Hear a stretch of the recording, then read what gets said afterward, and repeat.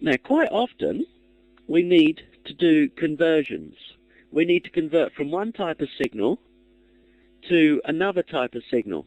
So in this case, we've got pressure in a tank, which we're going to convert through a DP. A DP is a differential pressure sensor. It's a pressure sensor. And the output of this DP will be somewhere in the region 20 to 100 kPa. We're going to take that pressure signal and we're going to go through a P to I converter to give us 4 to 20 milliamps, which we're then going to convert into volts, probably using a resistor, and put into a chart recorder. And we're also going to put into a PLC. Now, inside a PLC, for historical reasons, things are called counts. Inside a PLC, 4 milliamps is changed into 3276 counts, and 20 milliamps is changed into 16383 counts.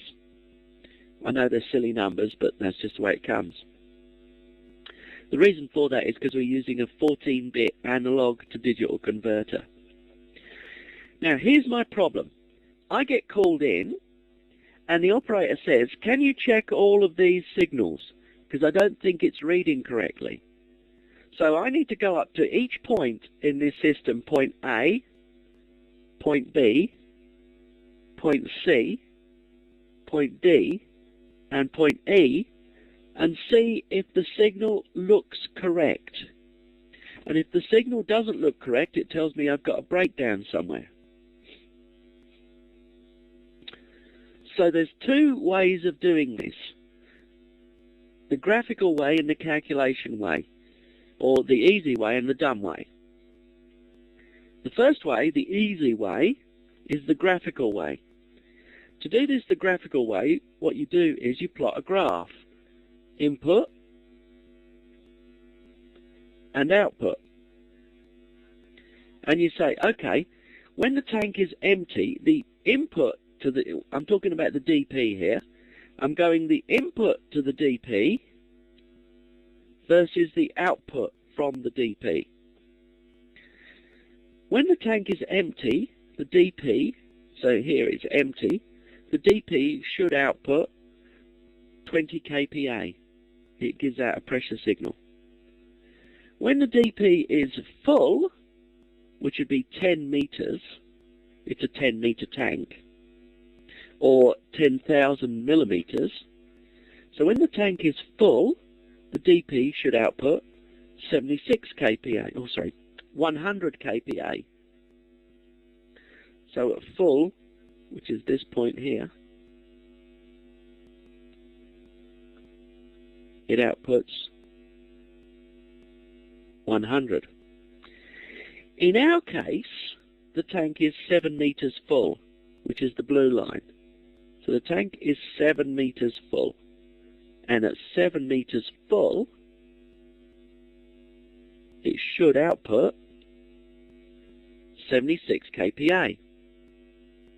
Just reading that straight off of the graph. So I reckon where this pressure here, A, should be around about 7,000 millimeters of water, pressure B should be 76 kPa. So I can go along and check that. Then to work out what would be here in terms of milliamps, I need to say 76 kPa, how many milliamps does that correspond to? Now the easy way of working that out is just to draw another axis. So just draw another axis up the side here, and this time mark off that axis in milliamps. So 4 to 20 milliamps. So it goes, what, 4, 8, 12, 16, 20 milliamps. And then just draw my line across. So drawing my line across comes out about 15.5 milliamps. Now it's not particularly accurate, but it's as accurate as I need for fault finding in the middle of the night. This is always going to be happening to me at 3 o'clock in the morning, where frankly my interest levels are very low. Now, to work out what the voltage here would be, all I do is draw yet another axis. So I draw another axis, and this time I mark it off in volts. 1 volt, 2 volt, 3 volt, 4 volt, and 5 volts, because it goes 1 to 5 volts. And I extend my line. And I reckon that's about 3.8 volts. It's as accurate as I need to be in the night, just to check if it's working. Then finally the PLC side of it is really quite nasty, so I mark that off, another axis, and this time I mark it off. I know it starts at 32767 and I know it ends at 16383. So I mark it off in even divisions, I extend my line, and I figure it's around about 12,000. So armed with this knowledge that it's about 7,000 millimeters of H2O, 76 kPa at point B, point C is 15.5-ish, point D is 3.8, and point E is 12,000, I simply go in and do my fault finding. And providing I find those signals all vaguely correct in the right places, I can turn around to the operator and say, "You're an idiot, mate. It's all correct." Which, as you know, most operators are idiots. So that's good then. That's the graphical method, and here's just explaining that once again. So you draw a graph of the first instrument that you've got, which is the DP. Input, which is the tank level along the bottom. Output, which is the signal, 20 to 100 kPa. And at empty tank, we should give 20. At full tank, we should give 100. And then we draw a line between those 2 points, 20 to 100. And we say, right, we're 7,000 right now. Should be about 76 kPa, which should be about 15.5 milliamps, which should be about 3.8 volts, which should be about 12,000. The really nice thing about the graphical method is if the tank level changes suddenly. Say, for instance, the tank level drops to 4 meters. Well, 4 meters is 4,000 millimeters. 2, 4, yeah, which is there. So if I just draw a line up there, I can just quickly draw a line across there and say, okay, that would be 20, 40,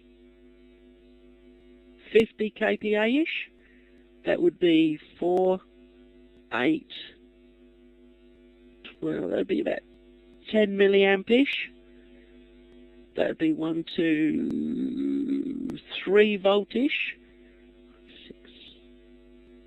And that would be about 7,000-ish counts. And then I can very quickly go in and check to see if they're what I need. See, once I've drawn my graph, I can easily work out other values. That's the graphical method. This is the calculation method.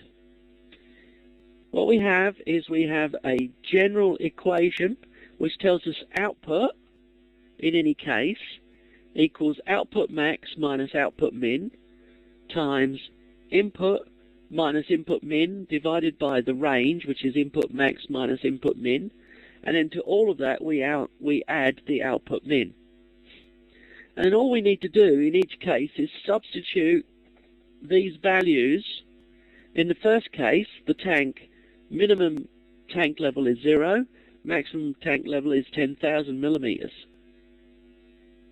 Minimum output is 20, maximum output is 100. Substitute in, do the maths, and we end up with 76. And then we do the same thing for the milliamps, but this time we'd be using 20 and 100 as the input max and the input min, or min and max. We'd be using 4 to 20 as the output min and max. And the input would be the output from the previous step. And we would do the same with step 3 and the same with step 4. Now, I hope you agree the graphical method is miles better than the calculation method. The calculation method will give you absolutely correct answers. The graphical method won't be as accurate.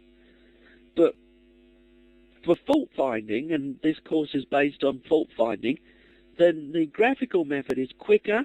You're less likely to screw up in the middle of the night doing a graph than you are doing these calculations. And it's as accurate as you need for fault finding.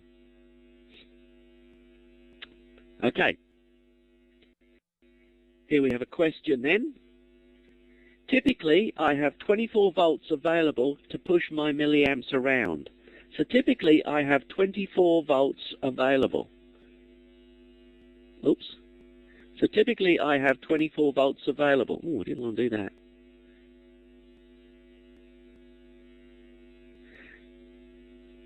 Yeah. Typically, I have 24 volts available. I need to have 20 milliamps. If I have 24 volts available, I need 20 milliamps. Using the equation R equals V over I, how many ohms can I have in the entire circuit? And I think some of you might have actually seen it.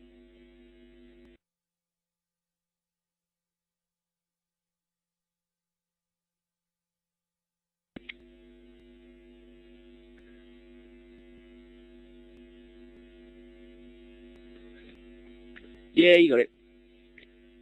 That gives you 1,200 ohms. You can't have more than 1,200 ohms in the circuit. If you're going to have 24 volts available for pushing, and you need to have 20 milliamps running round, you can't have more than 1,200 ohms. Now bear in mind that we probably had 250 ohms at the PLC, and the input circuit at the PLC. If we had a chart recorder, we had another 250 ohms. We've already used 500 of our 1,200 ohms, so you have to be a little bit careful how much you load up your power supply.